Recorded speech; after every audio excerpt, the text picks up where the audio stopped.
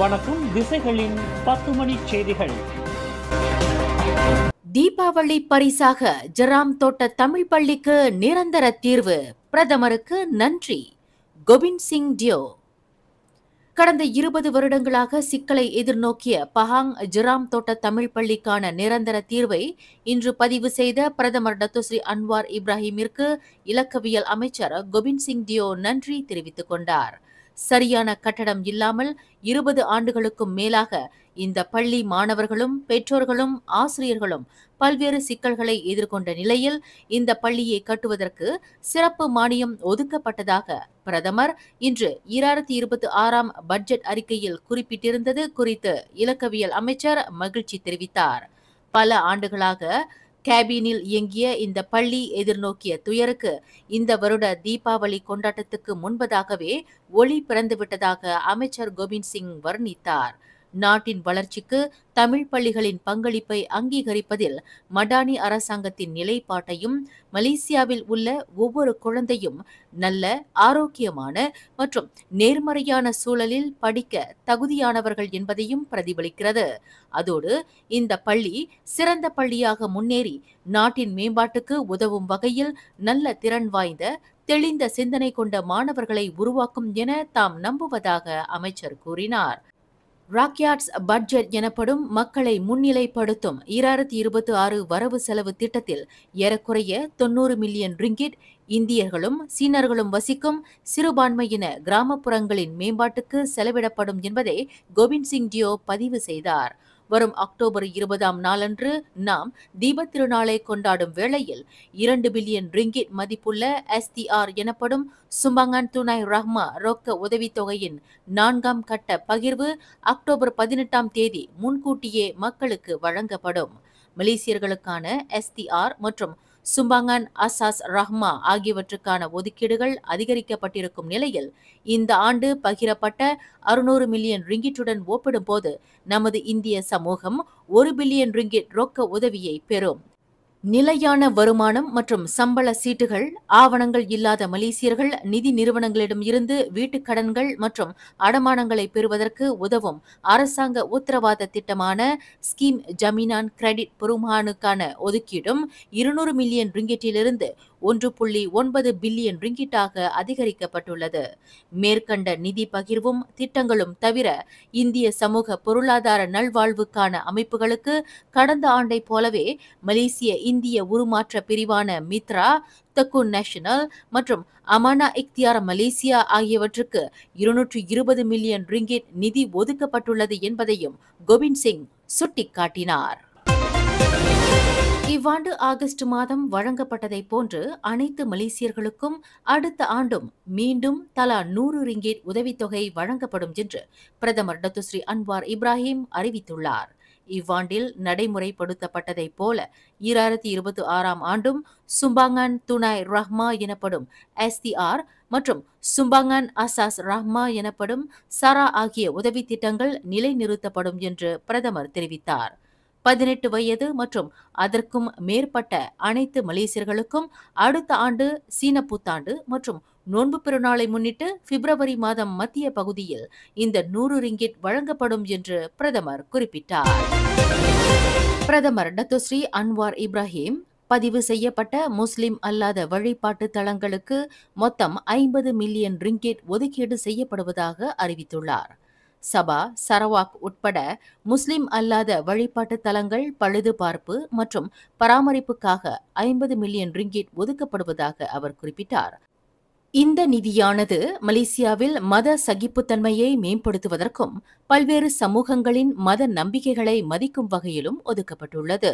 இந்த நிதி மலேசியாவில் பல்வேறு மத வழிபாட்டு தலங்களின் பராமரிப்பை உறுதி செய்வதாகும். இது சமூகங்களுக்கிடையில் நல்லிணக்கத்தை வலுப்படுத்தக்கூடியதாகும் என்று பிரதமர் குறிப்பிட்டார். வரும் தீபாவளி திருநாளை முன்னிட்டு 2 தினங்களுக்கு டோல் கட்டணம் 50 விழுக்காடு தள்ளுபடி செய்யப்படும் என்று பிரதமர் டத்தோஸ்ரீ அன்வார் இப்ராஹிம் அறிவித்துள்ளார். தீபாவளியையொட்டி வெளியூர்களுக்கு செல்லும் மக்களின் பொருளாதார சுமையை குறைக்கும் பொருட்டு 2 தினங்களுக்கு டோல் கட்டணத்தில் 50 விழுக்காடு தள்ளுபடி செய்யப்படுவதாக பிரதமர் அறிவித்துள்ளார். அரசாங்க ஊழியர்களுக்கு ஒருமுறை வழங்கப்படக்கூடிய தலா 500 ரிங்கிட் உதவித்தொகை வழங்கப்படும் என்று பிரதமர் டத்துஸ்ரீ அன்வார் இப்ராஹிம் அறிவித்துள்ளார்.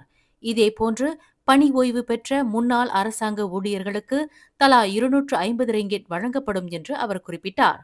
அடுத்த வருடம் மார்ச் மாதம் ஹரிராயா பெருநாளுக்கு முன்னதாகவே இந்த உதவித்தொகை வழங்கப்படும் என்று பிரதமர் தெரிவித்தார்.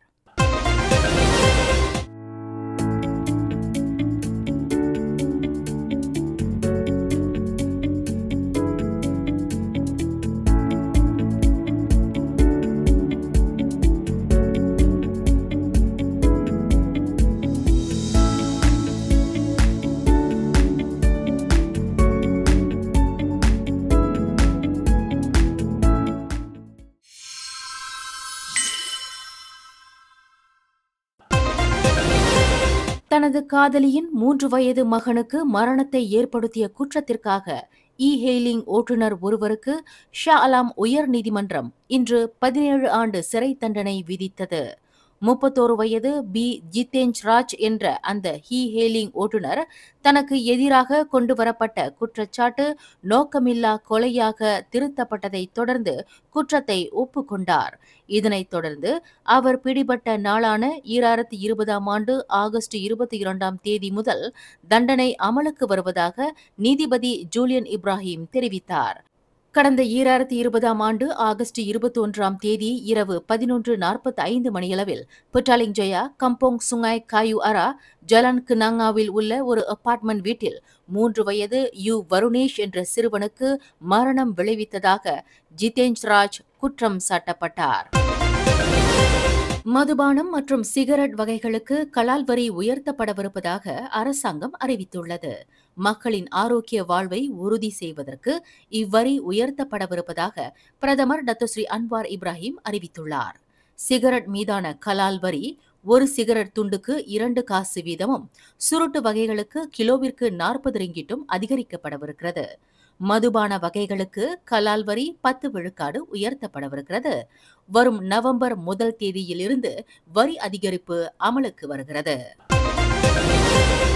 2026ஆம் ஆண்டுக்கான வரவு செலவு திட்டமானது மடானி அரசாங்கம் தொடர்ந்து இந்திய சமூகத்தின் நலன் பாதுகாக்கப்படுவதை உறுதி செய்வதாக உள்ளது என்று ஸ்லாங்கூர் மாநில மனிதவளம் மற்றும் வறுமை ஒழிப்பு துறைக்கான ஆட்சிக்குழு உறுப்பினர் வி பாப்பாராயுடு தெரிவித்தார்.